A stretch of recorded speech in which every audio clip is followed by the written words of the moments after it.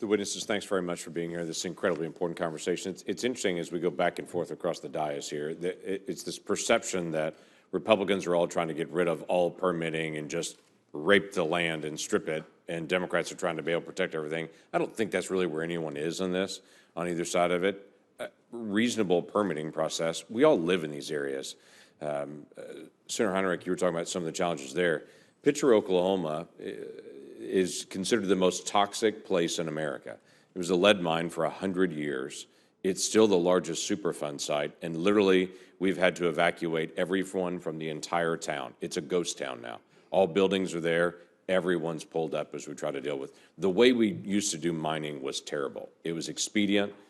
It destroyed the environment around it. No one wants to go back to that. Nobody. But we've got to figure out how to be able to do this. When I talk to mining companies, I'm interested here with some of your insight today and with Senator Daines' comment.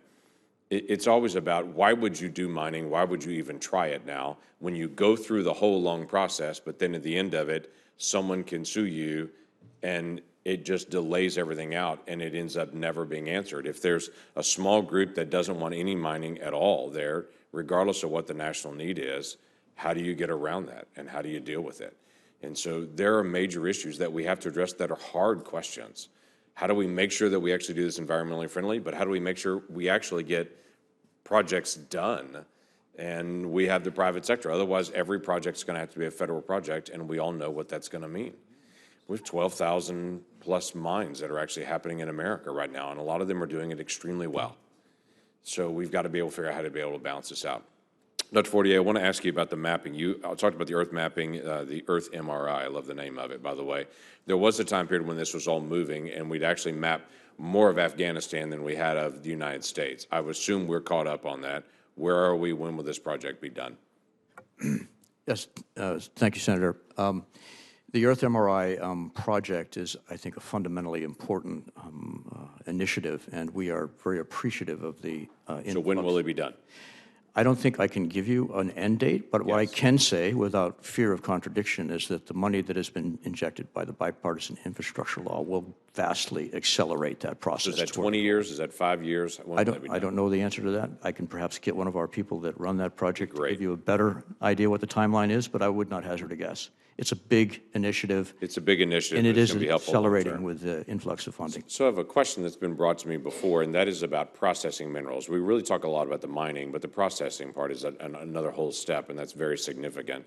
Obviously, there are environmental challenges around the processing as well as around the mining, and both can be handled well. There's a question that's been brought to me before of, can we do the processing on a brownfield site?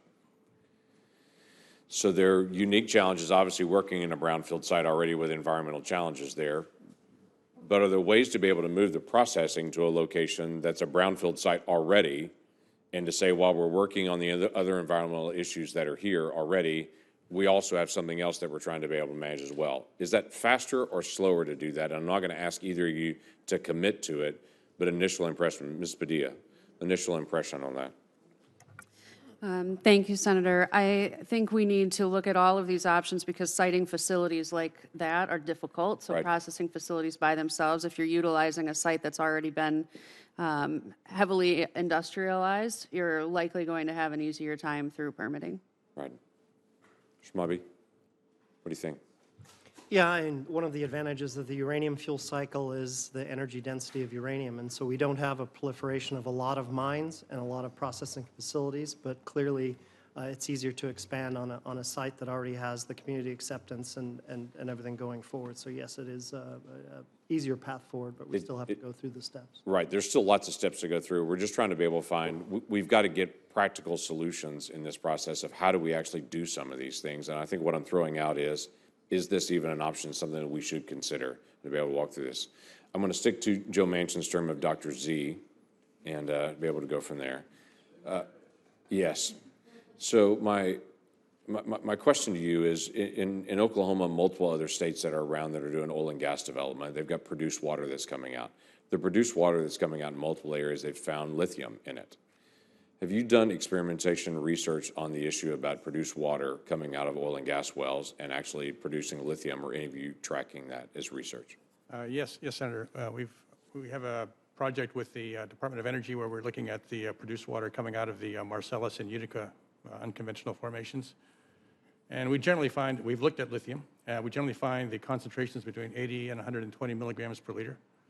There's a lot of other in the matrix, a lot of other things in the matrix, but I just talked to the other day a developer of a lithium brine development project in California, and we were comparing notes on the water quality, and it's not that much different in terms of being a sodium chloride dominated water. Being able to extract the lithium from that, we did not find at current prices, and we did this study a couple years ago, that it was cost effective.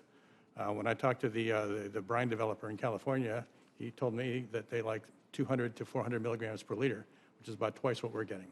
So to answer your question briefly. Thank you very much. Mr. Chairman, thanks.